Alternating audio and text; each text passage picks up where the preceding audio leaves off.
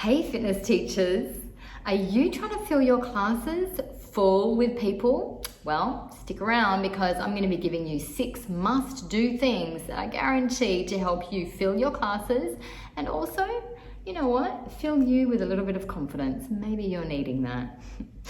Have we met before? I'm Sally and this is Sally's Sweet Life. But before we get into the content, I did want to invite you to subscribe. And that just means that when I do upload my new videos, you'll be notified and you can have a little look. Let's get right into it.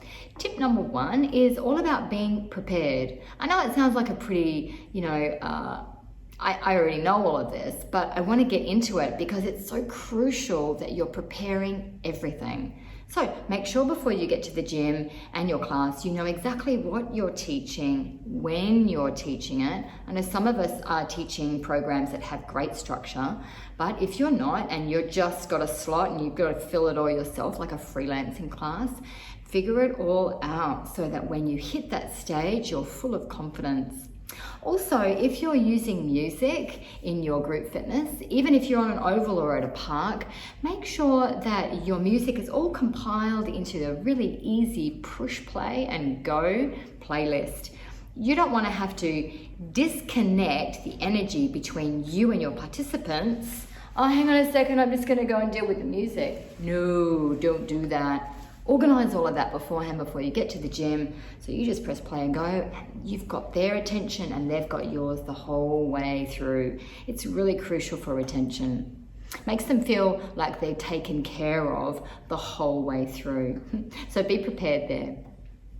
Also, be prepared for things that maybe you're not thinking about or don't happen every single class. For example, are you prepared if a heavily pregnant woman comes to your class for the first time? Yes, that's great. No? Then do some research. Get a few moves to be able to give them the opportunity to participate in your class and experience you as a teacher, even though they're going to be doing different things from perhaps the rest of the class. So just get that in your head and you can pull that out whenever you need to, right? Also, make sure that everything you bring to the class you've got. So check that your bag, you've got fresh water if you need it, fresh clothes, okay? I know some of us do back to back. If you're doing a sweaty spin or RPM class and then you're going into something that's weight training and not so sweaty, or maybe a yoga session, take another top. Make sure it's all packed in there so that you're prepared for every class fresh. Does that make sense? Yes, it does. And let's continue into tip 2 in the thoughts of getting fresh clothes, okay? Tip number 2 is all about looking amazing. Make an effort here because everyone's looking at you. You want to look good, you want to look fresh and clean and wonderful, and it doesn't necessarily mean you need to be a sports model, okay? No, your teaching qualities are going to take over, that's for sure, so you don't have to worry about looking absolutely picture perfect magazine quality. No, it's more along the lines of, is what you're wearing reflecting the essence of what you're teaching? Is what you're wearing reflecting the essence of who you want to be or what you're trying to portray as you as a fitness leader? So if you're doing a weights class, is what you're wearing strong? If you're teaching yoga, is what you're wearing appropriate? Is it fluid? Is it inviting? Do you know what I mean? Just get the right clothes for the right situation. Also be careful about words that may offend on the clothes that may offend some of your participants as well. Still on the subject of clothes, make sure they're laundered and they smell good, right? Because I know I've had tops before that doesn't matter how many times I've washed them, and they're normally my favorite ones. As soon as they hit my body and my body heat starts to warm them up, they smell. Have you got tops like that? Yes. Okay, permission to throw them out. Go and buy something new, because if you can smell it, everybody else can smell it. I used to teach a class, a body balance class, after a body attack class, and that instructor in the body attacker class, I don't know how he did it, but he managed to fill that entire room with his putrid body odor. It was so offensive. It was like gag material. It was just awful. What an awful, and he's a great teacher, okay? So it's just such a simple thing to do, is to make sure you present well on multiple levels. It's not just about how you do the moves or what you're saying. It's about you presenting in your essence on that stage. So make sure you smell great as well as looking great. Good luck with that. All right. Tip number 3 is I want to bring to your attention that you are on the stage as soon as you arrive at the club. Yep. I'm talking about right back in the car park as soon as you get out of your car. You're on a stage. People are looking at you. They're looking at what sort of a car you drive. They're looking at what you're wearing. Who are you coming with? They'll walk past and have a look inside your car. I'm not kidding. Why? Because actually you're a little famous in that community, right? You're on a stage, you're a leader. People look up to you. So be careful how you're acting as soon as you arrive. All the way through the class to as soon as you get into that car.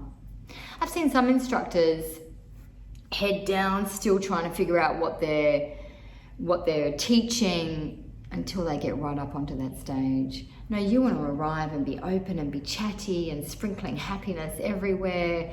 And then your reputation is open. People will want to connect with you, and that's awesome for retention. They'll want to work out with you and they'll want to hang with you, and that's fine, that's great. So just be careful what you're doing when you're not on the stage, but all around it. Tip number 4 is about being on time. This is a bit of a no-brainer, but actually it's not just about starting the class on time, it's about arriving at the gym at the right time, and you're going to need to arrive there 10 minutes earlier. Why? Risk management, that's a given, but also it gives your participants a beautiful amount of time to come and approach you if they need to. Maybe they need to tell you that they've had an injury during the week, but they just didn't want to miss your class. So you can think on your feet and give them some options. Maybe they're pregnant, maybe they need to leave early, whatever. But you're there and you're open and you're waiting like them for the class to go in. It's all about being approachable, okay? And it's a great time for them because they're probably gonna want to go and get on with the rest of their day as soon as your class is finished. I know some people like to hang around then as well. But being there on time is about being prepared on time. So watch out for that one. As you're coming into the class and working your way through the class, keep an eye on the time as well. You want to make sure that the structure of your class is going to fit perfectly within the time frame on the schedule of the timetable. So if you're in a situation, and actually this happened to me last weekend, I was teaching a class, I had 50 people, I'm not kidding, 50 people waiting to get into the class with me. The teacher beforehand was 10 minutes late, 10 minutes. And all of these 50 people are all looking at me. What are you going to do?